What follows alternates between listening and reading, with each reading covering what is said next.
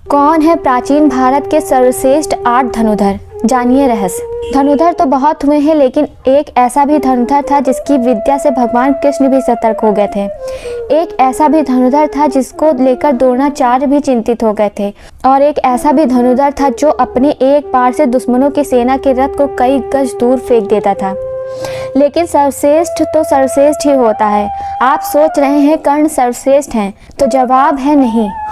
आप कितना ही सोचे कि कौन होगा प्राचीन भारत का सर्वश्रेष्ठ धनुधर, तब भी आप शायद ही समझ पाएं। आप सोच रहे होंगे कि यह बात जरूर अर्जुन या एकलव्य के बारे में की जा रही होगी।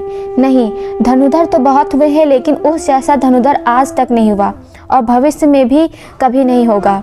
आओ जानते हैं कि अंतिम क्रम से पहले क्रम के धनुधर के बारे में। अर्थात पहले हम बताएंगे सबसे कमजोर धनुधर के बारे में, फिर अंत में बताएंगे सर्वश्रेष्ठ धनुधर के बारे में।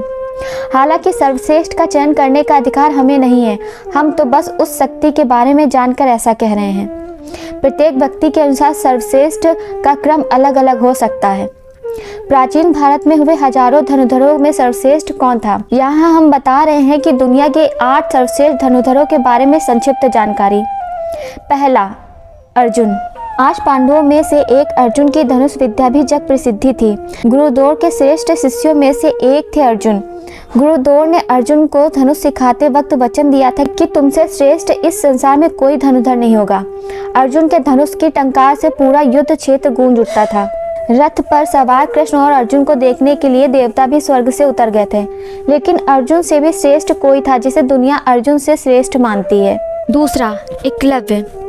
गुरुद्रोण की मूर्ति बनाकर मूर्ति के समक्ष एकलव्य ने धनुष विद्या सीखी थी। गुरुद्रोण को जब इस बात का पता चला कि एकलव्य अर्जुन से भी श्रेष्ठ धनुष पार चलाना सीख गया है, तो उन्होंने एकलव्य से पूछा कि तुमने ये विद्या कहाँ से सीखी। इस पर एकलव्य ने कहा, गुरुवर, मैंने आपको ही गुरु मानकर आपकी मूर्ति के समक्ष यह विद्या को हासिल किया है। इस बात पर द्रोण ने कहा कि तब तो हम गुरु दक्षिणा के हकदार हैं। एकलव्य यह बात सुनकर प्रसन्न हो गया और कहने लगा, मांगिए गुरुदेव, क्या चाहिए। गुरुद्रोण ने कहा कि तुम जिस हाथ से प्रत्यंचा चढ़ाते हो, मुझे उस हाथ का अंगूठा चाहिए। अर्जुन को दिए वचन की रक्षा के लिए उन्होंने एकलव्य से उनका अंगूठा मांग लिया था। तीसरा, कर्ण। वैसे तो महाभारत काल में सैकड़ों योद्धा हुए, लेकिन कहते हैं कि युद्ध में कर्ण जैसा कोई धनुधर नहीं था। कवच और कुंडल नहीं उतरवाते तो कर्ण को मारना असंभव था। कर्ण को अर्जुन और एकलव्य से सर्वश्रेष्ठ धनुधर होने का प्रमाण यह है, कर्ण के तीर की इतनी ताकत थी कि जब वे तीर चलाते थे, उनका तीर अर्जुन के रथ पर लग जाता था तो रथ पीछे कुछ दूरी तक खिसक जाता था। कृष्ण अर्जुन से कहते थे कि जिस रथ पर मैं और हनुमान विराजमान हैं, उसके इस तरह पीछे धकेले जाने से पता चलता है कि कर्ण की धनुर्विद्या में बहुत बल है। चौथा, बर्बरीक। बर्बरीक महाभारत काल का सर्वश्रेष्ठ योद्धा था। युद्ध के मैदान में भीम पौत्र बर्बरीक दोनों खेमों के मध्य बिंदु एक पीपल के वृक्ष के नीचे खड़े हो गए और यह घोषणा कर डाली कि मैं उस पक्ष की तरफ से लड़ूंगा जो हार रहा होगा।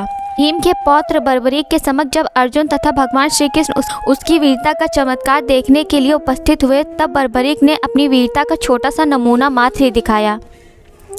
कृष्ण ने कहा कि यह जो वृक्ष है, इसके सारे पत्ते को एक ही तीर से छेद दो तो मैं मान जाऊंगा। बर्बरीक ने आज्ञा लेकर तीर को वृक्ष की ओर छोड़ दिया।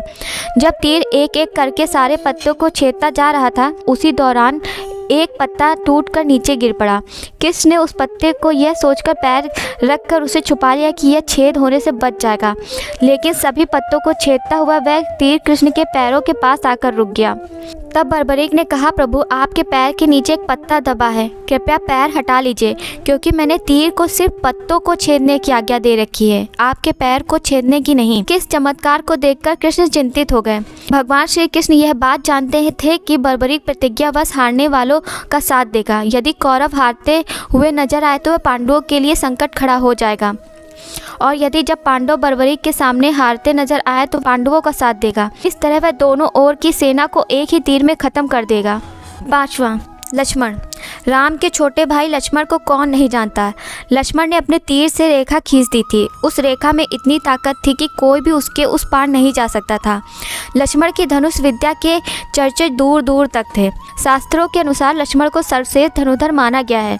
लक्ष्मण ने राम रावण के युद्ध के दौरान मेघनाद को हराया था, जिसने युद्ध में इंद्र को परास्त कर दिया था, इसलिए मेघनाद को इंद्रजीत भी कहा जाता है।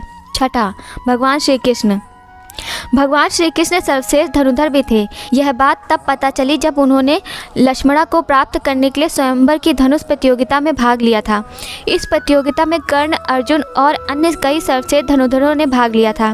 द्रौपदी स्वयंवर से कई अधिक कठिन थी लक्ष्मणा स्वयंवर की प्रतियोगिता। भगवान श्री कृष्ण ने सभी धनुधरों को पछाड़ कर लक्ष्मणा से विवाह किया था। हालांकि लक्ष्मणा पहले से ही श्री कृष्ण को अपना पति मान चुकी थी, इसलिए कृष्ण को इस प्रतियोगिता में भाग लेना पड़ा था।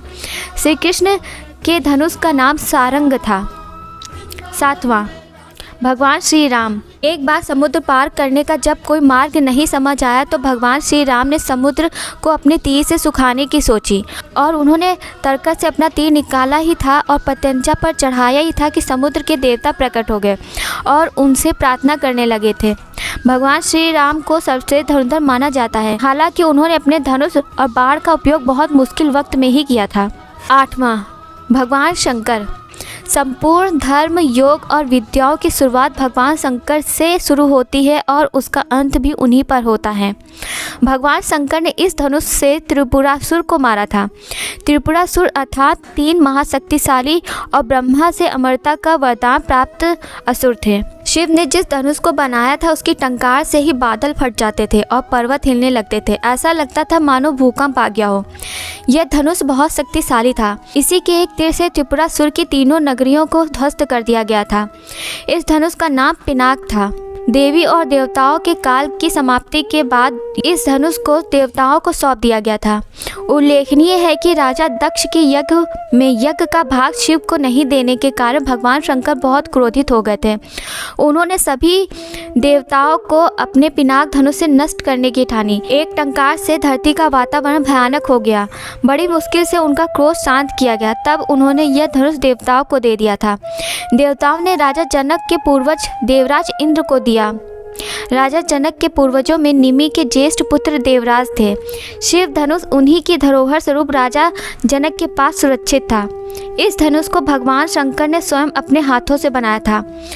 उनके इस विशालायक धनुष को कोई भी उठाने की क्षमता भी नहीं रखता था, लेकिन भगवान राम ने उसे उठाकर इसकी प्रत्यंचा चढ़ाई और इसे एक झटके में तोड़ दिया।